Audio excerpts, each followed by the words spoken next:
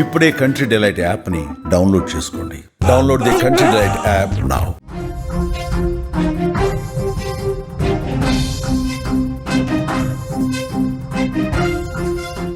మరో big breaking news చూస్తున్నాం. సొంత ప్రజలపై బాంబులు వేసింది పాకిస్తాన్. తెల్లవారుజామున ఒక గ్రామంపై దాడి చేసింది. ఫైటర్ జెట్లతో 8 బాంబులు వేసింది పాక్. స్పాట్ లోనే 30 మంది మృత్యువాత పడినట్లుగా తెలుస్తోంది. భారీ సంఖ్యలో సామాన్య ప్రజలు గాయపడినట్లుగా కూడా మనకి బ్రేకింగ్ న్యూస్ లో అయితే సమాచారం అందుతోంది. సొంత ప్రజలపైనే పాకిస్తాన్ యుద్ధం ప్రకటించినట్లుగా వ్యవహరిస్తోంది. ఉగ్రవాదాన్ని కట్టడి చేయాలంటూ పాకిస్తాన్ ఎయిర్ ఫోర్స్ చేసిన దాడిలో అమాయకుల ప్రాణాలు గాల్లో కలిసిపోయాయి. ఈ రోజు తెల్లవారుజామున ఒక గ్రామంపై పాక్ యుద్ధ విమానాలు చేసిన దాడిలో కనీసం 30 మంది మరణించుంటారు. వారిలో చాలా మంది పిల్లలు, మహిళలే ఉన్నారు. భారీ సంఖ్యలో ప్రజలు గాయపడినట్లుగా కూడా స్థానిక మీడియాలో వార్తలైతే వస్తున్నాయి. ప్రస్తుతం ఖైబర్ పఖ్తూన్ఖ్వా ప్రాంతం శవాల దిబ్బగా కనిపిస్తోంది. ఈ రోజు తెల్లవారుజామున 2 గంటల సమయంలో పాకిస్తాన్ వాయుసేన యుద్ధ విమానాలు మాత్రం ద్వారా గ్రామంపై బాంబుల వర్షం కురిపించాయి.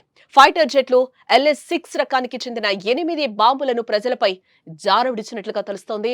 కళ్లు తెరిచి చూసేలోపే భయంకరమైన శబ్దాలతో గ్రామం మొత్తం కూడా కనిపించకుండా పోయింది. ఎక్కడ చూసినా మంటలు, పొగ, ఆర్తనాదాలు. విజువల్లో కూడా మనం చూడొచ్చు. ఖైబర్ పఖ్తూన్ఖ్వా ప్రాంతం అంతా కూడా ఏ విధంగా పొగతో అలుముకుందో కూడా మనకి కనిపిస్తోంది. ఈ దాడిలో సుమారుగా 30 మంది ప్రాణాలు కోల్పోయినట్లుగా కూడా స్థానిక మీడియా సంస్థలు అయితే చెప్తున్నాయి. ఈ సంఖ్య ఇంకా పెరిగే అవకాశం లేకపోలేదు అని కూడా అక్కడున్న కొన్ని వర్గాలు అయితే చెప్తున్న పరిస్థితులు కనిపిస్తున్నాయి. ఈ దాడిలో పెద్ద సంఖ్యలో ప్రజలు, ముఖ్యంగా చిన్న పిల్లలు, మహిళలు తీవ్రంగా గాయపడినట్లుగా సమాచారం. వారంతా భయంతో ప్రాణాల కోసం అరుస్తూ పరుగులు పెట్టారు. కానీ అప్పటికే జరగాల్సిన నష్టం జరిగిపోయింది. ఇళ్ల శిథిలాల కింద చిక్కుకుపోయిన వారిని బయటకు తీసేందుకు స్థానికులు అక్కడ తీవ్రంగానే ప్రయత్నిస్తున్నారు. సహాయక బృందాలు కూడా ఆలస్యంగానే అక్కడికి చేరుకుంటున్న సిచ్యువేషన్స్ కనిపిస్తున్నాయి. మృతదేహాలు, రక్తంతో తడిసిన, గాయపడిన వారి ఫోటోలు, వీడియోలు ప్రస్తుతం సోషల్ మీడియాలో విపరీతంగా వైరల్ అవుతున్నాయి. ఈ దాడిపై పాకిస్తాన్ ప్రభుత్వం ఇప్పటి వరకు కూడా అధికారికంగా స్పందించలేదు. ఉగ్రవాద వ్యతిరేక ఆపరేషన్లలో భాగంగానే ఈ దాడులు జరిగాయని పాక్ ఆర్మీ వర్గాలైతే చెప్తున్నాయి. ఇలా పాకిస్తాన్ లో ఉగ్రదాడులు, అంతర్గత కల్లోలాలు కొత్తేం కాదు. ఈ ఏడాది జనవరిలో ఉగ్రదాడులు అంతకు ముందు నెలతో పోలిస్తే ఏకంగా 42% పెరిగాయని Pak institute for conflict studies and security studies నివేదిక అయితే వెల్లడించింది. బలోచిస్తాన్ తర్వాత అత్యధికంగా ఉగ్ర దాడులు జరిగేది ఈ ఖైబర్ పఖ్తూన్ఖ్వా ప్రావిన్స్ లోనే.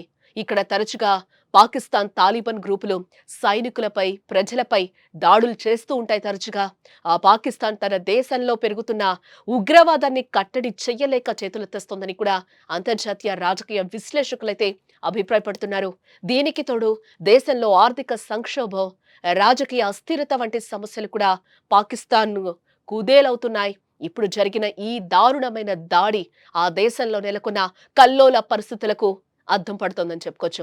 సొంత దేశంలో ప్రజలు సురక్షితంగా లేకపోవడం, తమ ప్రభుత్వం తమను రక్షిస్తుందనే నమ్మకాన్ని కోల్పోవడం పాకిస్తాన్లో ప్రజల్లో కనిపిస్తోందని కూడా మనం ఇక్కడ చెప్పుకోక తప్పదు.